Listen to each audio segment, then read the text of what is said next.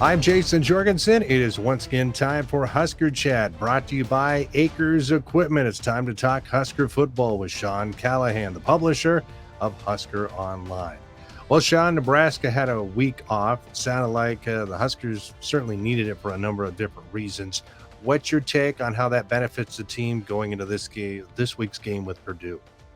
Yeah, it was really a long break for these guys. They only practiced on Tuesday and Wednesday, mainly because that's all they were allowed to do. Because of their week 0 practice, they have to give back that week over this bye and the next bye.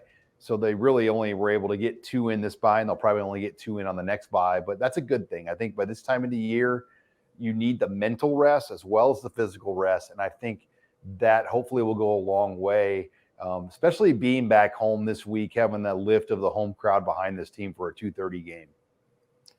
This is a big month when it comes, I think, to the future of this program on how they can finish off the season. What's your gauge on where things are at and how Nebraska might potentially be able to finish this against a pretty tough schedule? Yeah, October and November really decide the fate of your season in college football. And as we know, it's not been a great October in a lot of respects, other than the Northwestern win. But this would be an opportunity for Nebraska to beat a very good Purdue team, a team that was ranked a week ago in the top 25. I think people already forget that. But Purdue went in and beat Iowa and was ranked. They've got a quality win over Oregon State. They played Notre Dame very tough earlier in the year, but then Wisconsin drilled them last week. So I think timing is everything. Nebraska's coming off a bye. Purdue's played Iowa and Wisconsin back-to-back weeks. Then they have Michigan State and Ohio State after that.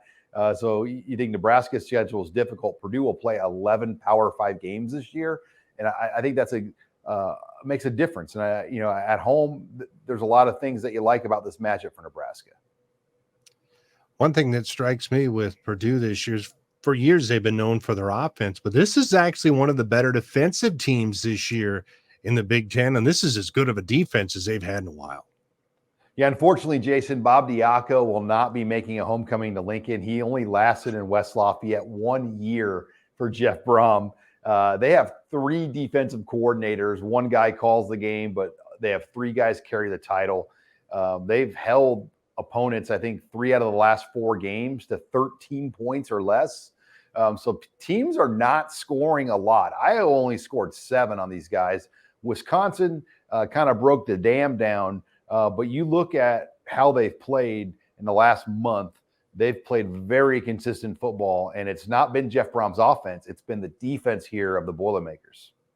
Today on Husker Chat, we're joined by Sean Callahan, the publisher of Husker Online. Husker Chat brought to you by Acres Equipment. Sean, I know you really look to break things down, but give us a couple of keys in this one for Nebraska as they get set to take on the Boilermakers. Well, I think the first key is Adrian Martinez. What is his health? And I think we'll know right away. If he's still limited, if I'm Purdue on any kind of option or zone read, I'm going right for the pitch man of the running back. I am going to make Adrian Martinez run it and see if he wants to run it, see if he can run it. And that will be a big key. And then after that, Ramir Johnson, we assume he's back. But who will complement him? Will they go back to Jacques Wegiant? Or will they try a different direction? Could Marquis Stepp reemerge this week? I don't really know what direction that running back position is going to go when it's all said and done. And then obviously Nebraska's offensive line's got to account for George Karlaftis, the All-American defensive end for Purdue, and then David Bell, their All-American, All-Big Ten wide receiver who leads the conference right now in receiving. He is really the most pivotal guy Nebraska's defense has got to account for.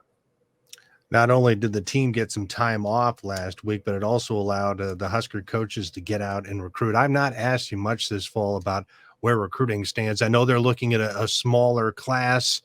Any feedback on how some of those trips went for the Husker coaches last week? Yeah, 8 commits, and they're only really going to take about 5 more guys in the class. But I do think the transfer portal is going to play a factor here down the stretch. We saw the coaches. It was the first time they'd been on the road in over 620 days.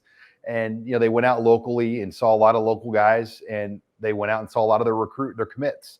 I think it was important that they got out and saw their commits, but we saw some new offers go out in Chicago. We saw some new junior college offers go out. and they'll get one more bye week. But yeah, these are important times for Nebraska because their staff hasn't been able to go out because of the COVID recruiting rules. Nebraska is about a 7-point favorite as this thing stands. As we talked this week.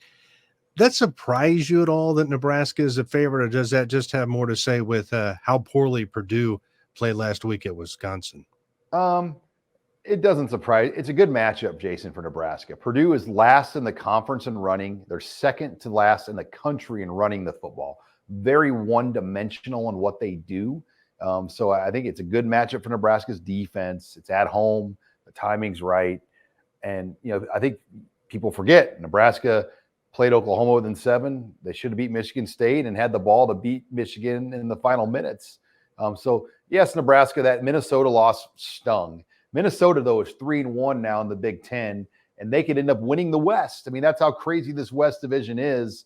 Minnesota controls the division technically with this Iowa loss last week or 2 weeks ago to Purdue. So nothing surprises me anymore. Look at the point spreads. Every one of them this week is, other than Ohio State and Penn State, is basically between 3 and 7 points. And that just tells you how little for margin for error there is in this Big Ten conference. All right. Hopefully the Huskers can bounce back at home this week against the Boilermakers and pick up their 4th victory of the season. Sean, as always, we appreciate your time and insights. Thanks, Jason. That was Sean Callahan, the publisher of Husker Online, joining us as he does every week during the season. That'll do it for Husker Chat, brought to you by Acres Equipment. I'm Jason Jorgensen.